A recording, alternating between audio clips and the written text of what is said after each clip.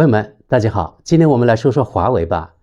昨天我与华为两位朋友见了面，聊了一下华为的情况。基本上今天说的算得上第一手资料，因为很多东西都是从他们口里说出来的，或者是经过我提问之后他们确认过。他们分别是华为总部以及欧洲分部的人。当然在他们内部他们属于什么层级我不知道，我没有问，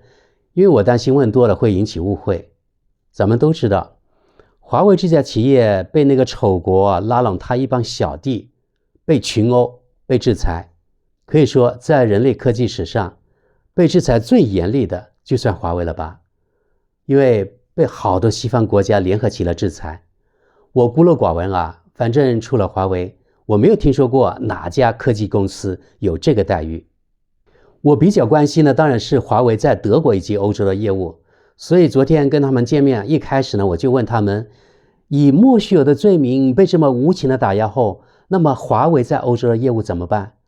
会不会关停呢？他们表示欧洲的业务其实影响不大。然后我就问他们，目前欧盟已经决定要禁止华为 5G 技术，甚至在德国可能连华为天线都要拆除，因为有所谓的安全风险。他们听后笑了，说这是典型的外行领导内行，天线哪有什么安全风险，都是政客在瞎闹。华为手机业务只是众多业务中的一块而已。他们还说一大堆华为在欧洲从事业务，他们说的话已经超出了我的理解范围。大概可以这样说吧，华为在欧洲的业务有3大块，一个是运营商网络，另外一个呢是企业业务，还有一个是消费者业务。目前在海外受影响最大的可能就是华为的消费者业务中手机这一块。在海外华为高端手机缺芯片以及缺谷歌服务，而中低端手机呢也缺谷歌服务。在海外啊，如果你的手机没有谷歌，就相当于一个人的眼睛被挖掉了一样。运营商网络还有企业业务这2块，它的营收影响不大。比如受政治因素的影响，政府部门的订单少了，而运营商的业务这几年几乎没有增长。虽然欧洲目前有大约10个国家禁止了华为设备，但是呢没有什么大的影响，这是他们说的。实际上企业与政治对华为的态度完全不一样。在欧洲，在德国，企业认准的是华为产品的价廉物美以及良好的售后服务，而政治主要是为了配合丑国打压华为。为此呢，我还专门去了解了一下，原来啊，德国的 5G 网络中，华为的设备竟然占了 59%， 4G 的比例也差不多，也就是大概 60% 左右。就是说华为啊，在德国是妥妥的第大供应商。所以我们用逻辑推理一下，如果德国政治硬要运营商砍掉、拆除、排除华为的这个 5G、4G 的业务，那么这本身都是不可能的任务，除非德国政府给予天价补贴。德国政府本身就负债累累，另外没有更多的预算，所以说要补贴德国这些运营商根本不可能。难怪在过去德国电信的高管就警告，放弃华为不现实，否则德国的移动通信会出现更多的盲区，这对德国经济会产生更多负面的严重的影响。这个话题我们在前天的节目中已经讲过了。所以到目前为止，德国还没有，也没能全面禁止华为设备。有个有趣的细节，德国商报披露，德国最高信息安全机构德国联邦信息安全局自己都在使用华为的设备，这不是很明显吗？就是因为华为的设备安全呢，它可以避免被丑国监听监视，其他任何的说法都是自欺欺人，也是对华为所谓不安全说法的啪啪打脸。实际上华为在欧洲的业务没有因为丑国的制裁下降到影响华为生存的地步，没有，反而因此华为扩展了自己的产品线，对丑国那些 IT 公司形成了全面竞争的压力。据说现在华为一家公司与丑国那些所有知名的 IT 公司竞争了啊，比如与谷歌、思科、甲骨文、IBM 等等等等。他们这些公司能够提供的产品，能够提供的业务，现在华为统统都能提供。思科就不必说了啊。近来甲骨文，也就是 Oracle， 它的业务也面临华为的追打。在中国啊，据说甲骨文全面溃败，华为抢走了它很多的业务。朋友们，现在我们说说华为 5G 芯片的问题。各位关心华为的朋友大概也知道，过去丑国断供华为高端芯片。过去虽然华为有设计高端芯片，就是麒麟芯片的能力，但是呢，最后还是要委托比如说台积电帮生产。所以呢，被丑国制裁断供后，同时呢也被谷歌终止合作，所以华为海外手机业务迅速萎缩。不是说华为手机质量不行啊，而是不方便。在海外的朋友大概都知道，海外是谷歌的天下，形成了强大的垄断。可惜在海外，在欧洲，没有任何一家可以与谷歌竞争的公司。以本人为例吧，我作为普通消费者，其实我非常喜欢华为手机，也一直在支持这个华为的国货。但是自从谷歌中断了与华为合作后，从 Mate 30开始，它是高端系列啊，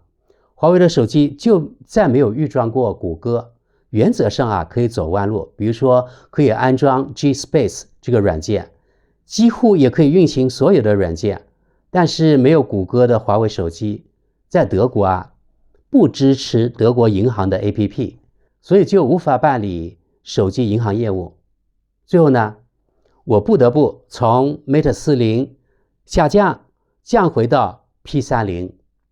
而我本身呢又喜欢巨屏的手机，巨型商务手机，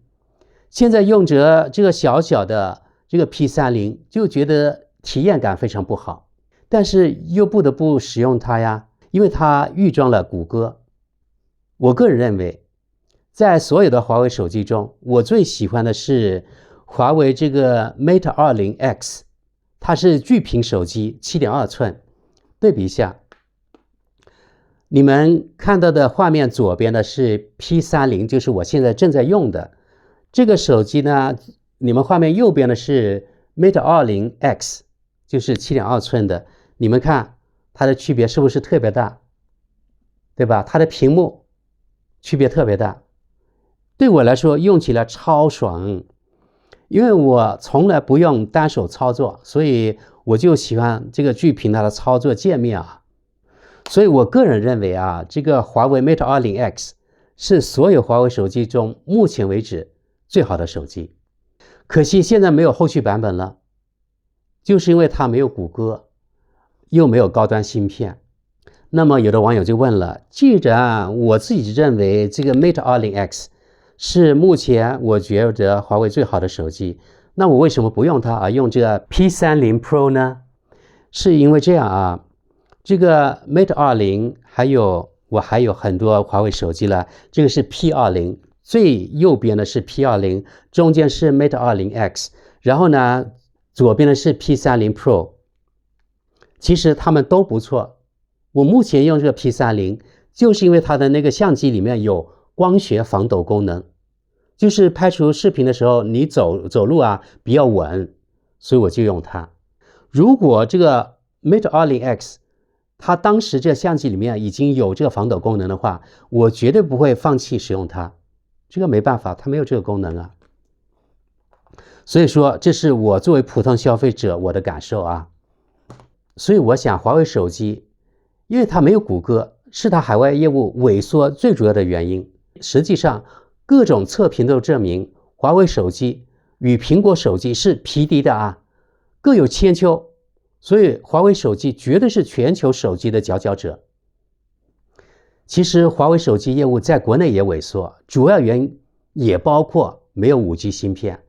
现在我们也知道，没有 5G 芯片的手机很多人感觉不够用，我想这也是很多想支持华为的人不得不放弃华为手机的原因。华为粉啊，在国内有，在德国在海外同样也有。我们看油管上的评论，不管是英文的评论还是德语的评论，华为粉还真的不少。其实华为的消费者业务不仅仅局限于手机，还有很多啦，比如说电脑包括平板电脑，包括笔记本电脑、智能穿戴、自动驾驶等等等等。各位朋友，现在给大家一个好消息啊，有的朋友可能知道了，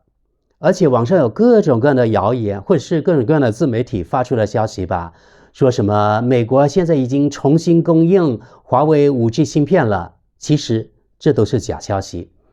真的消息是，虽然丑国搞芯片断供，但是华为现在已经成功自研了 5G 芯片。华为的 EDA 软件可以与中芯国际的 N+1 制造工艺配合使用，这样呢，华为就可以委托中芯国际帮生产华为自己的 5G 芯片，而且这个 5G 芯片是7纳米的啊，7纳米，就是说丑国那卡脖子啊没有得逞，也不会得逞。华为就像倔强的小强，现在又强势回归了。海外有媒体说，华为委托中芯国际帮生产的 5G 芯片，什么良品率不高呀，只有50%左右。我不知真假，我也问过华为这个内部的员工，他说他也不知道，因为他不负责这一块。但是有一点可以说明，中国证券报在年初的时候说华为的出货量是3000部，但是现在已经做出了修正，华为的出货量今年大概是4000部左右。虽然证券报没有说是华为自己 5G 的芯片，但是华为内部员工放出的消息肯定是华为自己 5G 芯片，而且肯定的是，今年下半年华为绝对会推出自己的 5G 芯片的高端手机。